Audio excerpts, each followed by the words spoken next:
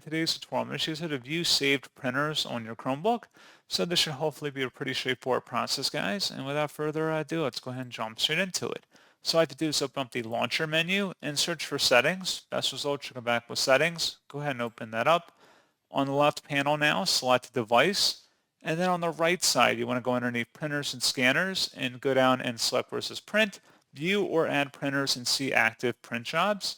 Any printers you have saved on your computer should appear underneath your saved printers, and that's all you have to do. So pretty straightforward process on that, guys, and as always, thank you for watching. I do hope that was able to help you out, and I do look forward to catching you all in the next tutorial.